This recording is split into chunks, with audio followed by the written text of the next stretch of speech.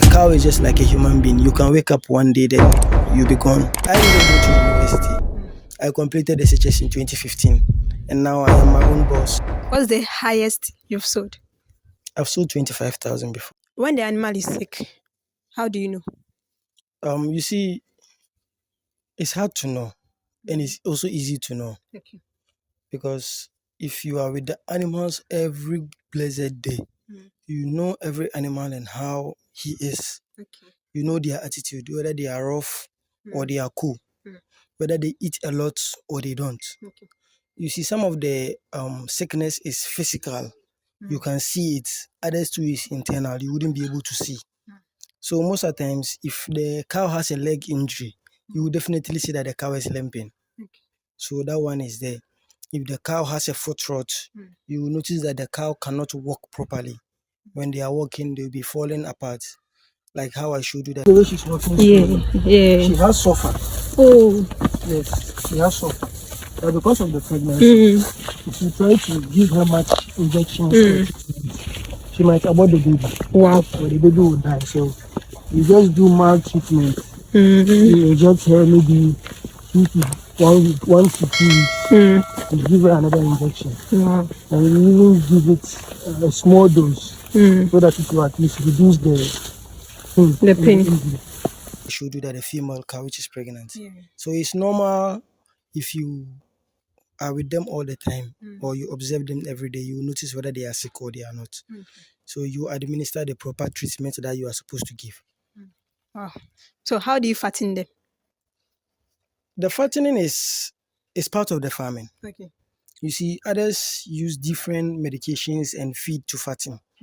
For me, this is my natural fattening. Okay. And it helps to the feed. Because fattening, if you want to do fattening and you don't have feed, you can't do it. So you have to be feed sufficient. You understand? If you are feed sufficient, you should know the right medication that you should give the cow for either the cow to eat a lot or for the cow to be strong enough to eat.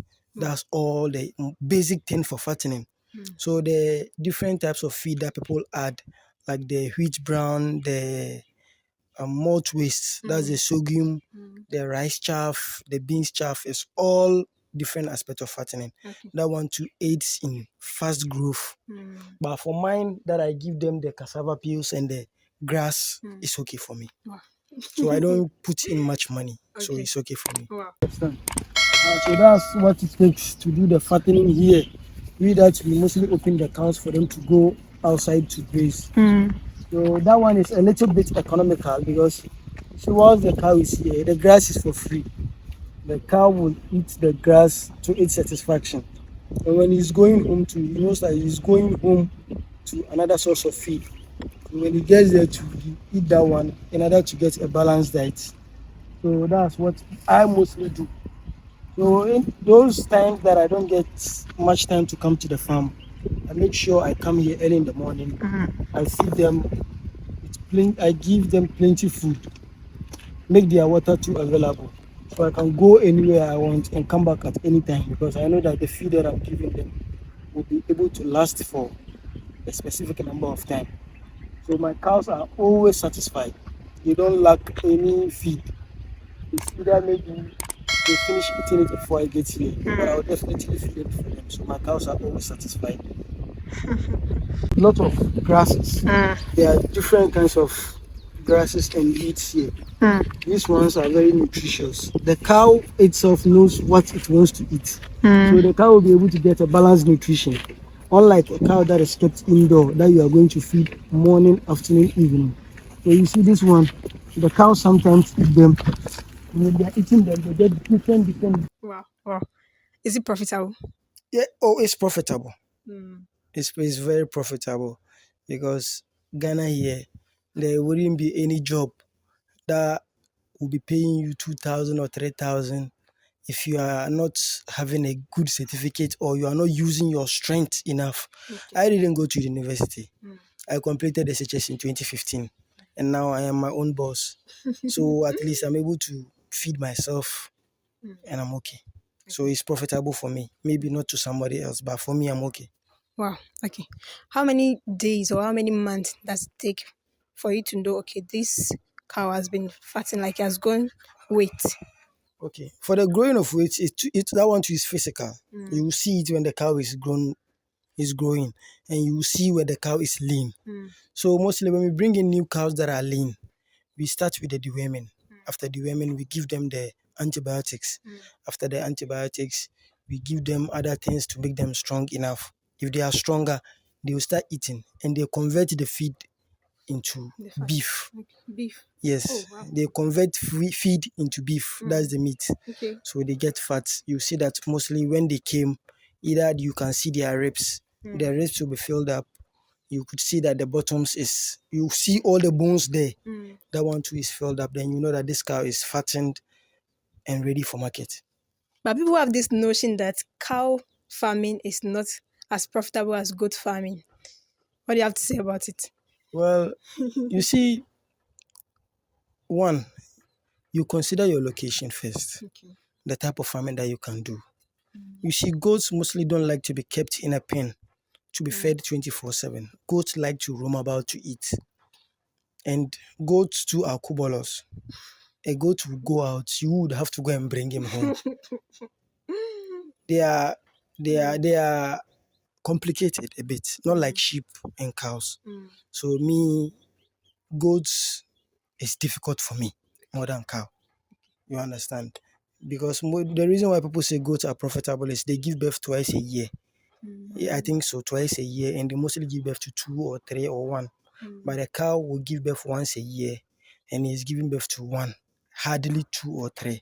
Okay. And it takes a lot of time for a cow to grow, because the cow will take maybe 2 years to be enough or to be market standard. But a goat, 6 months, you can just catch him and sell him. No. So you'll be able to turn, by the time that you'll be selling 1 cow, someone will be selling 4 goats or 5 goats at a time. So he will think that it's more profitable than yours. But for me, I will sell my 1 cow, and he will cost 3 goats or 4 goats that you sold. So for mine, I'm okay. Yeah, okay. If you are doing your goats too, you know the profit that you are getting. So you too, you should be okay with yours. When is the best time that you sell your goat? My The best time cows. people, your cow. The best time people buy your cow when? You see, we have 2 marketing seasons. For me, I have 2 marketing seasons. That's Christmas and Eid. So must you always wait for Christmas and Eid before you get money? So it's Christmas and Eid specifically. And the Kumasi abattoir is close here. When you have a cow and you think that this cow is market ready, Okay. and even if it's not close to Christmas or Eid, you can take him out, you sell him, you make replacements. Okay. So the market is all year round. But the time that people buy cow the most is Christmas and Eid. And the Eid too, you know, our Muslim brothers, we buy a lot of cows. So if you have plenty cows and they are nice and they are satisfied, you'll be able to sell them and get more money. So when the market is down, let's say cows don't have profit, you know, it's demand and supply. To get to a time that the cows will be plenty in the system and the demand will be low. So you going to sell your own, you would have to sell it at a lesser price. But currently, the supply is low and the demand is high. So currently, if you have a cow and you take it to the slaughterhouse and you are going to sell, you will get at least a reasonable amount of money. Wow. But that same cow at a specific time will be selling way cheaper. Okay. So the market is just dynamic. You would have to know which market that you feel or you know is profitable for you, then you go with it. What's the highest you've sold? I've sold 25,000 before. Damn. That's this year. Just this year, I sold 25,000 for 1 cow. Wow. So the cow you have here, are they also ready for? Some are ready for market, but I'm not ready to sell them now. Why? The why, there are many whys. One, the cows, you see, when you go to the abattoir like this, those who know cows, even though the cow is fattened, he has a lot of meat, he will tell you that this cow is young. His meat is not good, his meat is not that ready for slaughter. So he would want to use that as an advantage to buy it at a cheaper price. So I would rather keep my thing here, feed him for him to be market standard.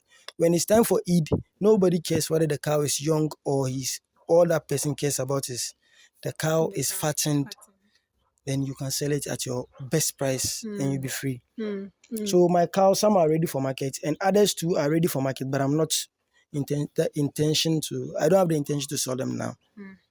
Wow. So, what are some of the challenges you've encountered since you started this business? The biggest challenge of every farmer is mortality. That's death. A cow is just like a human being. You can wake up one day, then you'll be gone. You just open your eyes and you are dead. That's the same way a cow is. So I have a situation where two cows died the same day. Wow. They were big enough, but they died. I had no choice. Wow. I just had to go and dispose it off. So that's the biggest challenge of every livestock farmer, death. The cow can die at any time, regardless whether the cow is sick or he's strong, he's fractured, or anything can happen. That's one of our biggest challenge. What's your source of motivation? My source of motivation, you see, I believe you can do it if you want to do it. Okay. That's my motivation. Wow. If you want to do it, you can do it. So you just get up and do whatever you want to do. What's the best advice you've ever had? The best advice I've ever had is do not take somebody's money to start a business. Why? If the business collapses, you would have to go and pay the person back.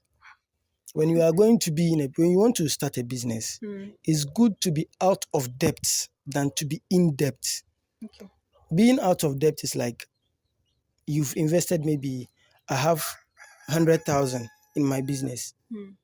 Let's say currently the cows have cost 100,000 and I want an investor. I wouldn't go and take somebody who will be invested 200,000 in my business more than what I have. Okay. Because if I'm going to borrow that money and one day the business collapse, that means I have to work and pay the money that I never had. So if I have 100,000 and I'm going to take a loan or I'm going to take a borrow money from someone to add to my business, I'll either take 50,000, half of what I have. So I don't put in more money from other people into my business. I'll make sure my capital is more so that in case of anything, I can be able to pay off that person. I watched this from a guy called Adnan on TikTok. So I took that advice very seriously. Wow. Do you think this business can survive the next generation? But you eat meat every day. Yeah. So it answers itself. I said, will you be willing to pass this business down to your next generation? That's my intention. Right now, I have cows that I intend to give to my children, inshallah, in the near future. And I intend to get every child of mine a female cow. If possibly every year, I get a child of mine a female cow so that that child too will be able to build him or herself in the near future. And you see, our children are our children, but most of the times you can't predetermine what you want them to do. Yeah. So you do your best. If you have a child and you want to introduce him into a business and he feels he wants to do it, alhamdulillah, you pass it on to the child. But if the child doesn't want to do it, you can't force it on him. Yeah, that's true. So I intend to pass it on to my children. But for those who want to do it, then those who have the passion, you see this job, you don't have passion, you can't do it. Because you wouldn't be here just watching animal eat. You'll be wasting your time. No, not everybody had that time. When is the time that you feel like, okay, I want to give up? Like, this is the best time. I'm tired. Let me give up. You don't have to give up at any given time. Have you ever encountered that? Yes, I've encountered that before when I was deeply in debt. It got to a time that I was deeply in debt into this business that I had to sell a cow to feed. So I wanted to clear everything about. I got a motivation from somebody else that no matter what, it shall pass. So I was able to stand my grounds and keep on with the hard work and look at where I am. So even if all my cows die on the West Coast, I'll still buy a cow. Never to give up. Never to give up. That's so fantastic. With the young people looking at us outside there, what advice do you have for them? Especially those who think farming is just for the poor and it's a dirty work. Oh, it's a dirty work specifically. It's truly a dirty work. Because if you are somebody who doesn't like to get dirty, you can't do farming. It's either you invest in someone for the person to do for you, but you can't do it yourself. You understand? So if you are a young guy out there and you have the passion to either invest or to do it yourself, you should do it today. Because tomorrow you would have to use more money to invest. And Those who think we are poor, we are not poor. We are okay. Yes, we are not poor. We are okay. Talking about investment, are you open for investment? I'm hoping for investments on a contract base. Okay. I have people that I do partnership with. We do it on a contract base. It's either we sell the cow yearly or it's for future investments. Either we buy a female cow, we share the calves. Either we buy a male cow, we sell him, we share the profit on percentage basis. So I have businesses that I do with other people. Yes. So currently, how many cow do you have? For now, I had 32. That was on Wednesday. Okay. And I've bought 3. So now they are 35. 35. And I'm expecting 1 baby. So it will be 36 maybe within the next week. Inshallah. That's so nice. Guys, farming is not for the poor. Well, you've heard it from the horse's mouth. Farming is not for the poor. If you think farming is for the poor, then If he thinks farming is for the poor, go to a farmer and let him calculate his investment for you. Then you will know that that person is not poor. exactly. Because I have a baby calf here. It costs 3,000. Oh. 3,000 is someone's 3 months salary. So am I Sure. poor? You're not poor. Exactly.